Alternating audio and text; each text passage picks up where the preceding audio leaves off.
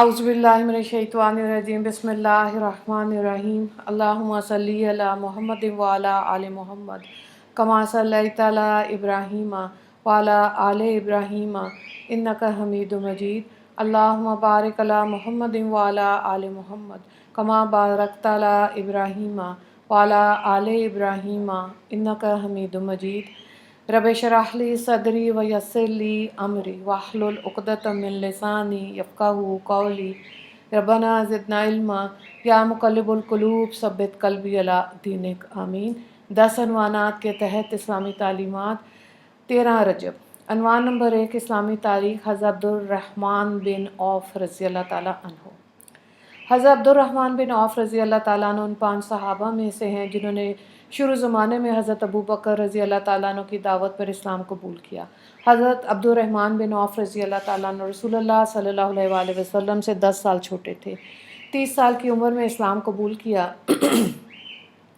उन्होंने हबशा और मदीना दोनों की हिजरत की और ग़ज़वा बदर और उहद बल्कि तमाम ग़ज़वात में रसूलुल्लाह सल्लल्लाहु अलैहि वसल्लम के साथ शरीक रहे। आप रज़ी अल्लाह ताला अन्हु का शुमार भी इन 10 सहाबा में होता है जिनको नबी करीम सल्लल्लाहु अलैहि वसल्लम ने दुनिया में ही जन्नत की खुशखबरी सुनाई थी। जब हजूर सल्लल्लाहु अलैहि वसल्लम हिजरत करके मदीना आए थे तो इनके पास कुछ भी ना था। रसूलुल्लाह सल्लल्लाहु अलैहि वसल्लम ने इनका भाईचारा साद बिन रबी अंसारी के साथ किया था। हज़रत अब्दुर्रहमान ने इनसे कोई माल नहीं लिया और तिजारत शुरू कर दी। अल्लाह ताला ने इनकी तिजारत में ऐसी बरकत अता फरमाई कि आपका शुमार मदीने के अमीर तरीन लोगों में से होने लगा। हज़रत अब्दुर्रहमान रज़ी अल्लाह ताला अन्हु कसरत से अल्लाह के रास्ते में माल खर्च करने वाले थे। कभी आपने अपने माल का आधा हिस्सा खर्च किया तो कभी 40,000 दिनार खर्च किया और कभी 500 घोड़े मांस साजो सामान के अल्लाह के रास्ते में दिए। एक रोज़ आपने 30 ग़ुलाम एक ही वक्त में आज़ाद किए। आपकी वफ़ात मदीना मुनव्वरा में 31 हिजरी को 75 साल की उम्र में हुई। अनवान नंबर 2 अल्लाह की कुदरत ना समझ बच्चे से अक्लमंद इंसान तक। अकल अल्लाह ताला की दी हुई बहुत बड़ी नेमत है। बच्चा जब पैदा होता है उसे किसी भी चीज़ को समझने बूझने की बिल्कुल सलाहियत नहीं होती। इसके सामने आग और पानी, सांप और रस्सी सब बराबर होते हैं। इसे ना तो अपना सर ढकने का होश रहता है, न सर्दी गर्मी से बचने का होश रहता है। लेकिन अल्लाह ताला इसी कमज़ोर नादान बच्चे को धीरे धीरे बढ़ापे में बढ़ाते हैं और इसे अक्ल और शऊर की दौलत अता करते हैं, यहाँ तक कि वो हर चीज़ को समझने लगता है। वो आग और सांप से बचने लगता है और अपने सतर को छुपाता है। वो अच्छाई और बुराई को समझने लगता है। ये अल्लाह ताला की कुदरत की कारीगरी है कि जिसने एक छोटे से नासमझ बच्चे को आहिस्ता आहिस्ता अक्ल और समझदारी के कमाल तक पहुँचाया। अनवान नंबर 3 एक फ़र्ज़ के बारे में, हज किन लोगों पर फ़र्ज़ है। कुरान में अल्लाह ताला फरमाता है, अल्लाह के वास्ते उन लोगों के ज़िम्मे बैतुल्लाह का हज करना फ़र्ज़ है जो वहाँ तक पहुँचने की ताकत रखता हो। सूरह आल इमरान आयत नंबर 97। अनवान नंबर 4 एक सुन्नत के बारे में, मेहमान का अच्छे अल्फाज से इस्तकबाल करना।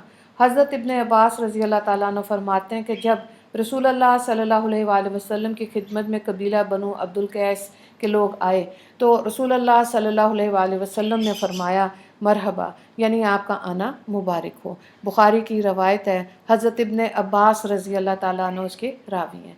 मफ़हूम यह है कि इससे मालूम हुआ कि जब कोई मेहमान आए तो खुश आमदीद, मरहबा या इस तरह के अल्फाज कहना सुन्नत है। अनवान नंबर 5 एक अहम अमल की फ़जीलत, सफ़ की खाली जगहों को पुर करना। रसूलुल्लाह सल्लल्लाहु अलैहि वसल्लम ने फरमाया, जो शख्स सफ़ के दरमियान खाली जगह को पुर करता है, अल्लाह ताला इस अमल के बदले जन्नत में एक दर्जा बुलंद कर देते हैं और इसके लिए जन्नत में एक महल बना देते हैं। हज़रत आयशा रज़ी अल्लाह ताला अन्हा इसकी रावियाँ हैं। अनवान नंबर 6 गुनाह के बारे में, ख़ुद को बुराई से ना बचाने का अंजाम।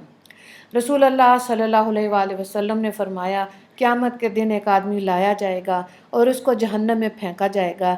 जैसे ही वो शख्स जहन्नम में दाखिल होगा, इसके पेट की सारी आंतड़ियाँ बाहर निकल आएंगी और वो इसको इस तरह घुमाएगा जिस तरह गधा चक्की को घुमाता है। जहन्नमी लोग इसके पास जमा हो जाएंगे और ताज्जुब के मारे पूछेंगे, तुझे क्या हो गया?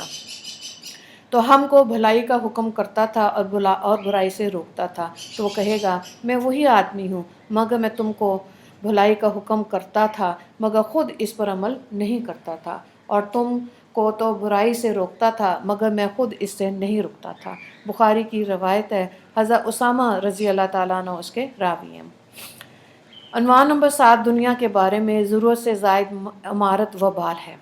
رسول اللہ صلی اللہ علیہ وآلہ وسلم نے فرمایا، جو شخص ضرورت سے زیادہ عمارت بنائے گا تو قیامت کے دن اس پر وبال ہوگی۔ حضرت انس رضی اللہ تعالیٰ عنہ اس کے راوی ہیں۔